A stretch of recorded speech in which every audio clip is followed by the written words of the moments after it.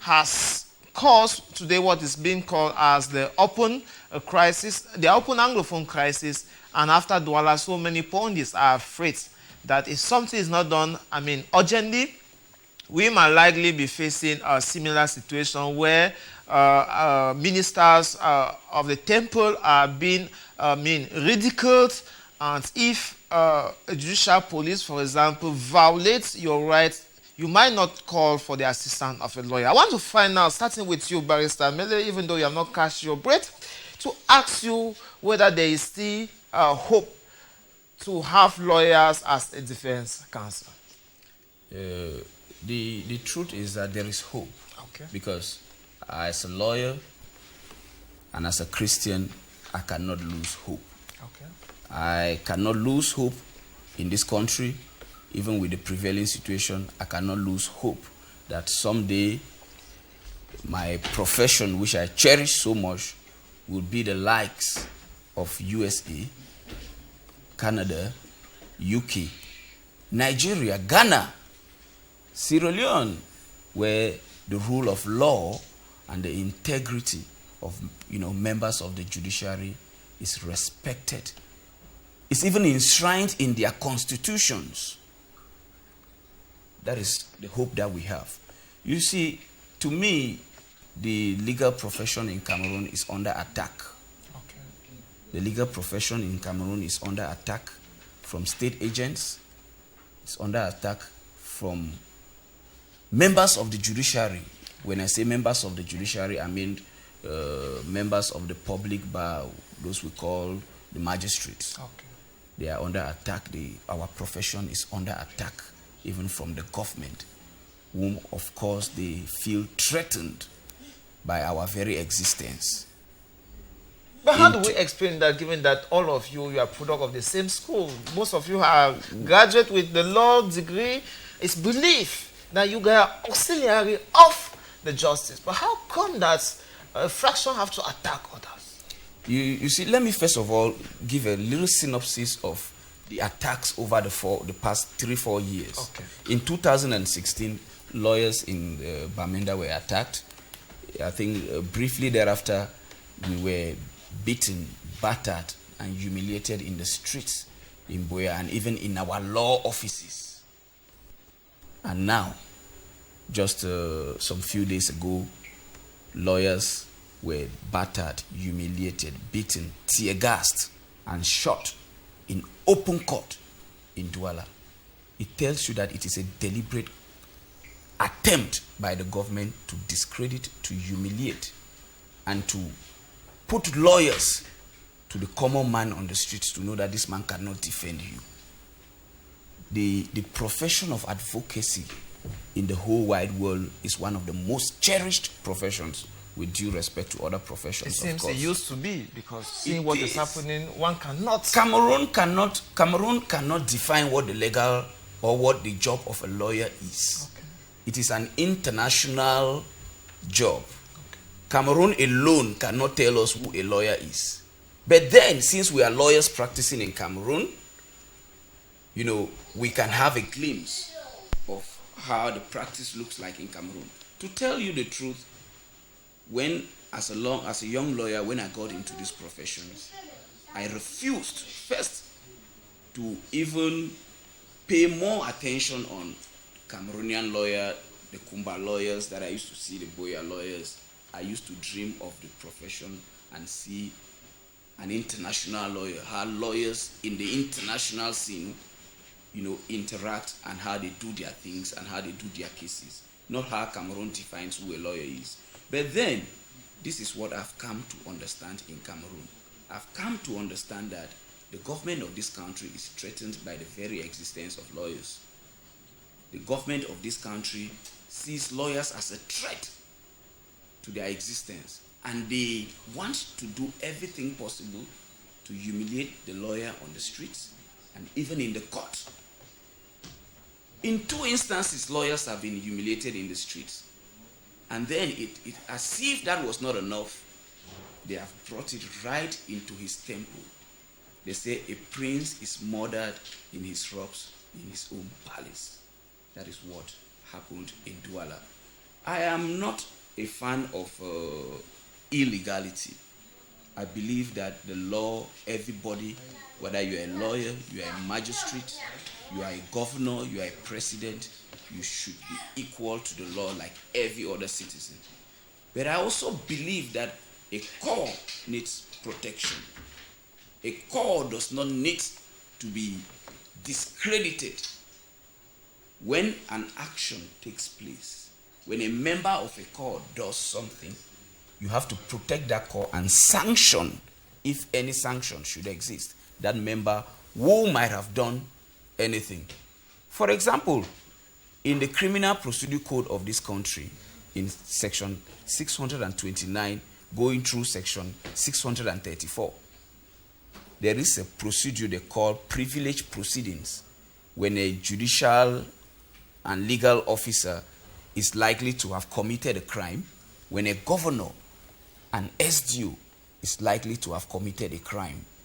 What are those steps that will be taken so as to, bring him to book? Those steps are there so as to protect that core, so as to punish that individual, single-handedly, not to discredit the whole core. The question is, are lawyers not legal or judicial officers of this country that if a lawyer is suspected to have committed a crime, a special proceeding needs to be taken? Talking about the suspected crime, I'll be back to you, Barrister Melen. The two suspects actually that were detained, that are still detained, actually their defense counsel know the procedure for bailing. It was surely not the place of the lawyers to come and block the order of the magistrate, that order that the two lawyers should be bring back to their cell. And so when you just take the picture that Barrister Mele has painted, you might have the impression that these two lawyers were not defaulters. It's a question of 3 million. I don't know what is your take on this issue where lawyers are bastards and humiliated in the public. Well, like he rightly said, it's not the first time lawyers have been humiliated. In 2016, I can quite remember that fateful moment, early 2017, when those lawyers were humiliated. That fateful morning, I called him on phone.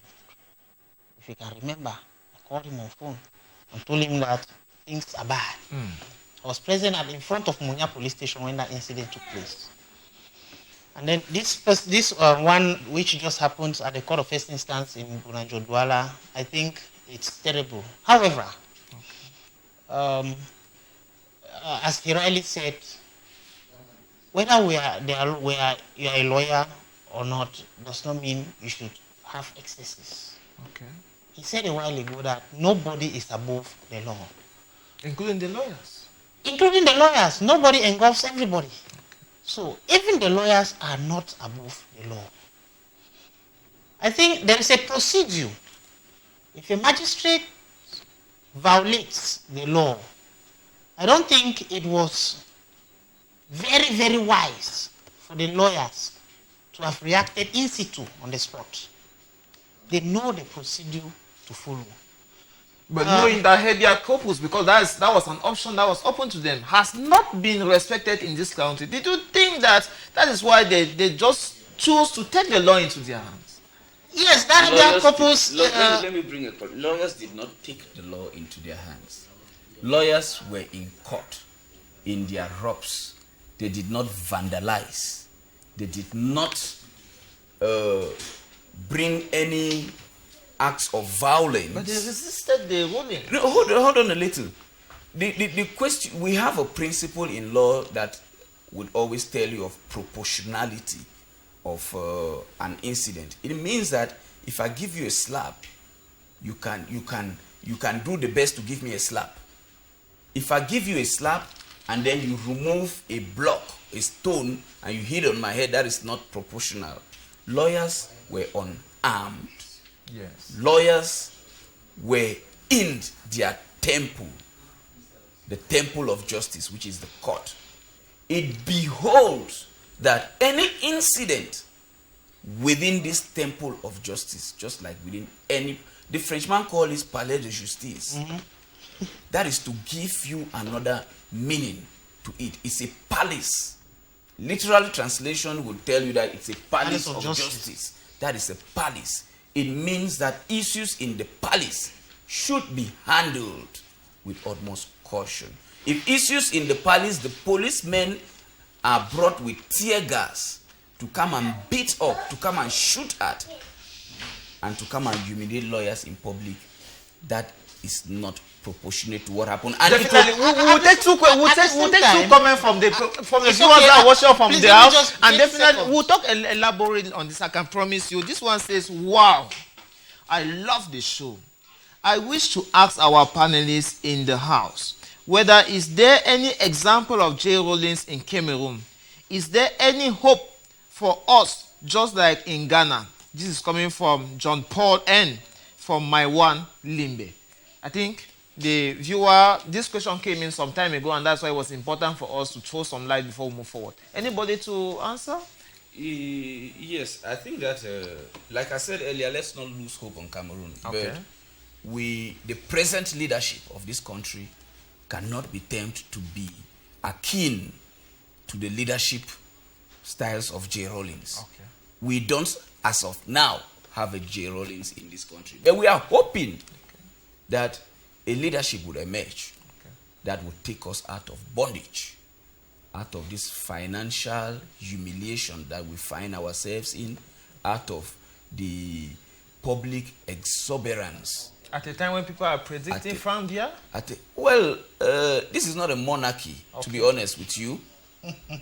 If Frank Biya wants to, it is as a citizen of this country that he is, if at all he's not holding another passport of another country, as a citizen of this country, he has a right to aspire to aspire for any position. But then, this is not, Cameroon is not in Jangi group where a father would leave and his son. After his father, and nobody have ever contested that. I think that will be topic for another day. To take the second question, Barrister, I wish to know whether there is still law in this our country, because today what I see in the military or the uniform people taking law into their hands, they commit crimes in the northwest and the southwest and go free. They even brutalize lawyers like you today and go free. One, how are normal civilians like me or like us going to be protected? Two, who will protect us if lawyers can be brutalized by these uniform people and go free, unknown from... Okay, this message is coming from an unknown person in Mutengene. It could have been good and wise for you to sign, but however, it's been aired, and definitely Barrister will be throwing comment on that. Yes, honestly, we are far from the rule of law to be seen in this country, which is a bedrock of democracy. In the country where we find ourselves in Cameroon has shown us, especially within the past 4 years, that it didn't start today. Most of Cameroon's intellectuals are on exile, especially those of the southern Cameroons, especially those who are lawyers. Batone Gojidinka is on exile. Batone Mandenge Black, Yondo Black, was in jail. Recently, before the release of Barrister Nkongo Felix Agobala, he was in jail. Lawyers have always wanted to show, because a lawyer is a watchdog of the society. Right. It is our duty to tell our people that things are not going right, and we call on government. They call it checks and balances. If you suppress a lawyer, it means that you don't want the people to have a voice. What it means is that you want to be the only person to be seen talking and taking the decisions. It cannot be. Cameroon is far from exhibiting true rule of law. It is far from exhibiting the independence of the judiciary. It is far from exhibiting the practice of the free and independent profession of a lawyer. It is even far from exhibiting ordinary freedom of speech. It's not a barrister. Mr. Eswa, you that come from the civil society and also a political analyst close to the regime in place, do you understand the message of peace when people so proclaim peace, award peace, academy peace? I mean, so many peace music is going around. Do you really understand the grief of the people when you are championing peace causes? Yes, but honestly, I want to say it clearly that for the past 4 years, there has been no peace in this country. Okay. There has been, let me not exaggerate, little or no peace in Cameroon, especially in the northwest and southwest regions. North and far north. For the far north, we can say it's something like the Boko Haram issue. It's not an issue generated by the country. No, so that there's chronic misery. Of course, that's true. I want to relate it to crisis situation. That one is not generated within the country. Okay. So at least we can keep it a little. Okay. But taking the northwest and the southwest, I think for the past 4 years we've not had the peace. You know, Cameroon in the past was admired as a peace haven. Coming back a little to what the barrister said a while ago, I think the legal profession in Cameroon is under serious threat. Right. I'm not a novice when it comes to that, of course. Now, what I've observed is that since the incident of 2016 and early 2017, when lawyers were beaten in the streets, publicly, you know, when we touch a lawyer, we've touched a nation. Okay. No country in this world has attacked lawyers and remained the same. Okay. No country. Because lawyers are those persons on whose shoulders you cry when you have a problem. Okay. Lawyers are the backbone of every nation. But do you understand when they say they take bribe? They wanted to corrupt the magistrate and it didn't work out. In Douala? Yes. It's an allegation that has to be proven. Yeah, it's an allegation, and that was why I was coming to that before you took the microphone from right me. on. Now, I was going to say that the lawyers, at that instance, exaggerated because in as much as he said there was no proportionality in reactions or actions, I want to say again that, you know, except my memory has failed me, I stand to be corrected. Article Section 310 of the Criminal Procedure Code of this country states, and I quote, right? The magistrate or the judge is guided by the law and his conscience. Now, at that instance, I expected a situation where those lawyers could have succumbed to the magistrate decision at that moment. Right. Of course, the law makes it clear. Section 399. Right? When a judgment is passed, there is always room for appeal. Yes. Well, I think it would have been the best position, the best opportunities for these lawyers to take. And at the same time, the law makes it clear and gives room. It puts at the disposal of a magistrate police officers in case of riot. Yes. To assist him. For resistance. For resistance. Yes. And from every indication, he claimed. I say claim that there was some sort of resistance. That was why he brought in the police. And the law makes it, the law gives him policemen. There is provision. I don't know whether the lawyer will disagree with me on that. The law makes provision for the judge to have police officers at his disposal. In case of a riot, the police officers come in for intervention. I want to update you with the second resolution taken by the Cameroon Bar Council. This says they call on the intellectual and talking about the lawyers to provide more information, detailed information about the claims that the magistrate is having against them. The lawyers. That is, let me put it straight here. When I say that the legal profession or lawyers in Cameroon are under attack, I mean every word of what I say. My brother, this is a simple allegation that a commission can even be set to investigate if at all these lawyers, you know, did something unlawful or even if it's a trial, the trial could have taken place. But to show you that it was an attack, it was to tell you that the lawyers are charged for complicity. They call it complicity of corruption. Yes. Complicity of corruption, like that is a bailable offense. Okay. That is a misdemeanor. Yeah. That is an offense given the status of someone as a lawyer, given the status of someone as a minister in the temple of justice. Why can't you, if you can grant bail to someone who is alleged to have stolen. in the quartier, you grant him bail while investigations go on? What was the raison d'etre of that magistrate refusing to grant a lawyer who has a fixed place of abode, a lawyer who has a profession exercising in Cameroon, even by, withdrawing his passport, even by putting him on, even by making some under stringent bail conditions? What was difficult in that? That same magistrate, we don't want to put pressure or do, what we are just saying is that these are all issues to show that it is almost something that was premeditated. It is an attack that was planned. We have seen this before with Merton Doki when she was arrested in Limbe and conveyed straightly to Yaoundé and detained.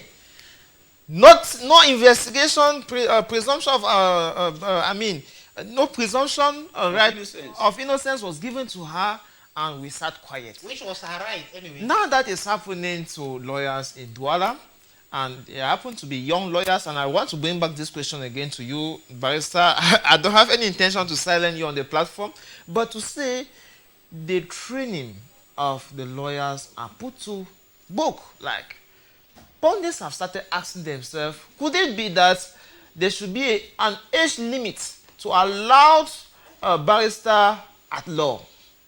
No, I would disagree with any theory. That should definitely be a conspiracy theory to want to put to question the training of lawyers in Cameroon. Okay. You see, when you interact with lawyers across the continent, you would understand that the Cameroonian lawyer is a formidable one. Sound and grounded. Sound. It is not by any coincidence. It is not by any accident that we have people like Professor Maurice Kamto, who is a member of the French bar, or who is pleading in international courts. We have other lawyers like Chief Taku. Chief Taku is the president of the International Criminal Court Bar. That's a Cameroonian. That's a southern Cameroonian. Wow. These are lawyers trained in Cameroon. We have many other Cameroonian lawyers who were trained in Cameroon, working within the United Nations organs. Barrister Simo, who pleaded for Laurent Gbagbo at the time at the ICC? Exactly. Those are lawyers who had their training in Cameroon. Those are lawyers who began their profession in Cameroon.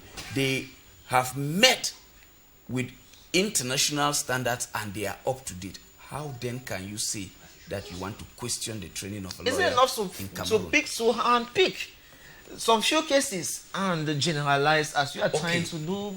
When you look at the training of lawyers in Cameroon, let me expatiate on that now. Lawyers, there are two ways that you can become a lawyer in Cameroon.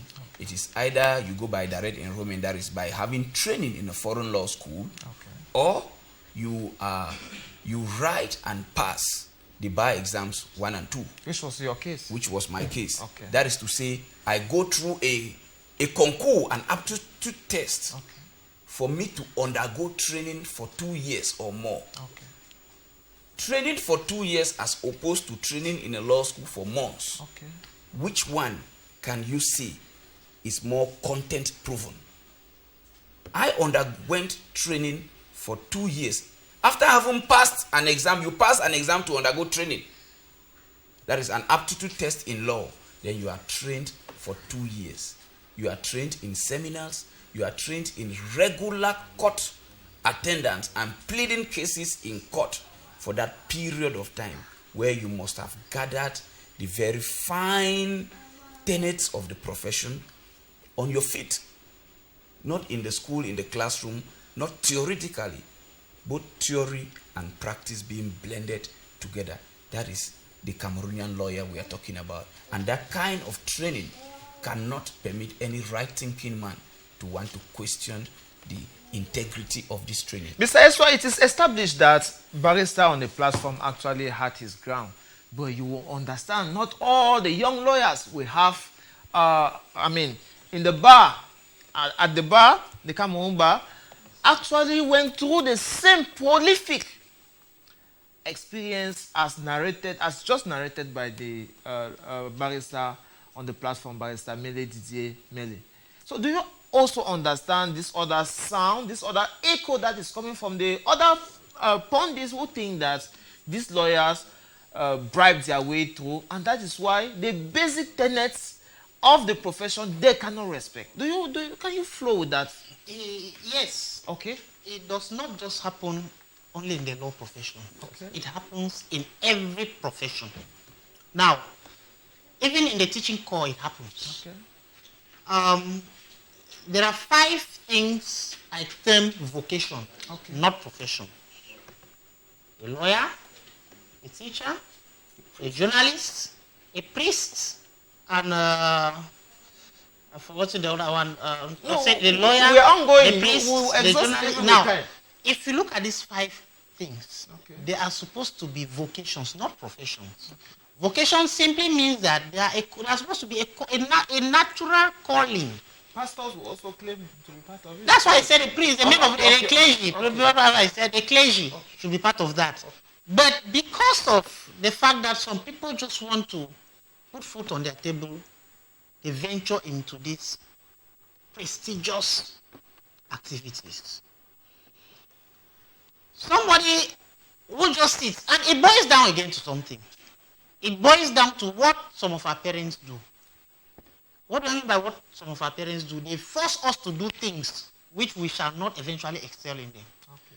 For instance, your child gets up and he's heading towards becoming a lawyer. You say, no, this my child must be an engineer. Okay. Automatically, that child is trained to become a professional in an area where he or she does not feel comfortable. But now, if you choose something and grow with that thing, it becomes part and parcel of you. It's passion. Consequently, what happens is that you do that thing with love, with dexterity, with a lot of alacrity, and at the end of the day, you eventually excel. But when you see somebody who goes into something, he does the thing not because he can do it. He does that thing because he must do it. You get a difference? Yeah. Not because he can do it. He did it because he must do it. And at the end of the day, you find a lot of lapses. Of course, a human being is not perfect. There will always be lapses. But when you delve into something with the passion and love, please, those lapses will be minimized.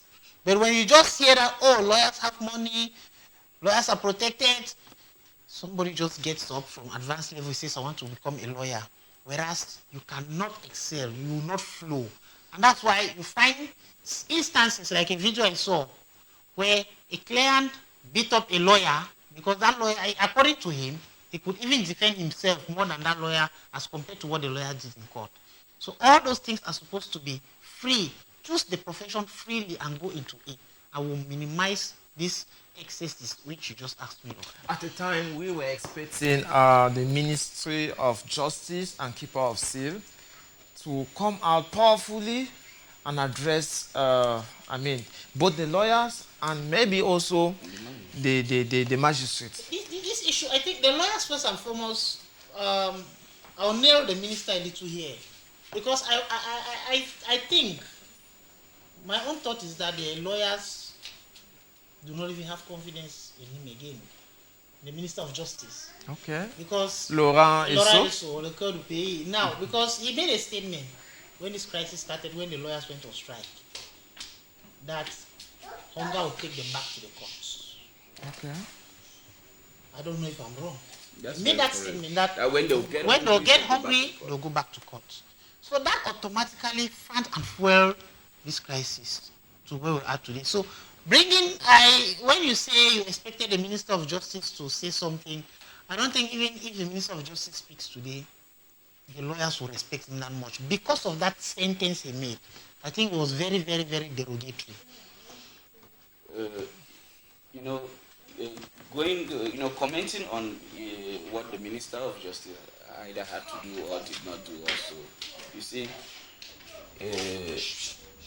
I think that there is even a perception that that ministry should not be the Ministry of Justice. It should be the Ministry of Magistracy and maybe some other thing, some other name. Justice is too big for them. Yes, some other name, because it will appear that it is in Cameroon that justice wants to be served in the absence of a major key holder and stakeholder, the lawyer. It is only in Cameroon, and that is the reason why lawyers went on strike for a year in the northwest and southwest regions. The minister, all he could say is that when they get hungry, they'll go back to court. What does that mean? It means that within that period of time, that lawyers were not in court. What was happening to justice? But eventually you guys went back to court. We went back. And the Anglophone crisis is still on. Of course. So he could be a prophet. No. It is not in the prophecy. It is not his hunger. Lawyers can never be hungry, and lawyers have never been hungry. It is a vocation that some of us do. You understand? So it is not his declaration that took us back to court. If it were, I'm sure that a week or two after the statement, we would have gone back. Yes. It took a year. True. No one can be hungry for a year. True. You know, even Jesus did not fast for 1 year. I'll be back to you, Mr. So I just want to compliment what he was saying. Okay. One of the reasons why the lawyers went back to court is not because of the utterances that the minister made. Mm-hmm. But if I think when we talk bad about the rain, we should talk bad about the sun as well. Right. It's simply because some of the proposals or worries which the lawyers tabled, some were met. Like the translation of Yohana law, the creation of redeployment. French-speaking magistrates to the creation of the common law bench. But the population here is still from the that's why we are still crying, and that's why as FACO lawyers, when the last appointments and transfers were made into by the Higher Judicial Council, FACO lawyers wrote a memo decrying that there are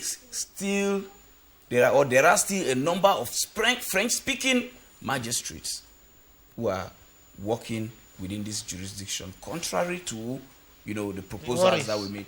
If you even talk of the special status in the judiciary that we talk about, yes. Special status in the judiciary means that the northwest and southwest has to have a special. They have a special way they look at the judiciary, and it is that common law sense that should be the nature of the judiciary in these two regions. Is that the case? Our constitution, the 1996 constitution is very clear on that when we talk about the bicameral nature, the bijudiciary nature of our government. But it's not respected. It's not even a 1996 constitution. It's as far back as the 1961. Yes. So, gentlemen, to continue, let's take some few questions. Some few comments from the viewers back home, and I can tell you there's much to say again as far as the role of the Ministry of Justice and Keeper of Sale, because we had, for example, the newly minister delegate, Mr. Jean de Njomo, who haven't worked in the civil society and in the private sector, should understand the plight of lawyers. So we'll be coming back to him. To take this question, when I look at how the justice system of other countries, I wish we had the same situation in Cameroon.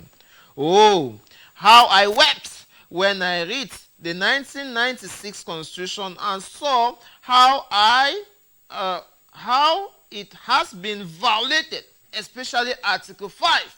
Our judiciary needs to be awoken. We can only pray for better days. This is coming from Leslie. Leslie is writing us from Limbe. Definitely, Leslie, you have made yourself one of the most faithful viewers of this program, and while congratulating you, we want to encourage you to keep sending your messages. So, Leslie is telling us that Article 5 of our 1996 Constitution, Mr. Ishwa, is violated. Our judiciary needs to be awakened. And I want to ask you, basically in democracy, we expect that there should be 3 arms of power with practically equal rights. Yeah. Yes.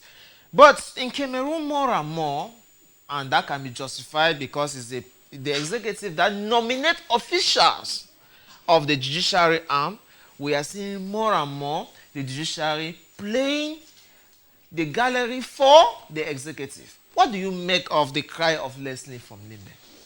I think Leslie has genuine cry. Okay. I think for the first time, most of us here will agree on a common ground. It's very unusual, especially with my friend Barrister. It's very unusual. You see, there is a claim that the judiciary is independent. Please, it's not. Okay. I for one, I don't think it is. Because if you look at the 1961 Constitution in Fumban, one of the main reasons of that conference was to decide on the powers of the judiciary, the legislative and the executive arm of government. As you rightly said, every government has three arms: the legislative, the judiciary, and the executive arm of government. Now, all those three arms of government are supposed to be independent. But if you look at Cameroon, let's take the legislative arm of government, which is the arm that enacts and makes the laws. Okay. Most of those who even participate in the lawmaking have little or no idea as far as laws are concerned. Right. So that's why when they do it, they send it now to the judiciary for interpretation, and then the executive executes. Right. But if you look at the case of Cameroon, why am I saying the judiciary is not independent? It's simply because the president of the Supreme Court is appointed by the head of state. The procureurs generals of the 10 regions are appointed by the head of state. And whether I like it or not, as a human being, you must pay allegiance to who gives you. And the most important, and maybe what you have not said, is that all the magistrates are graduates from a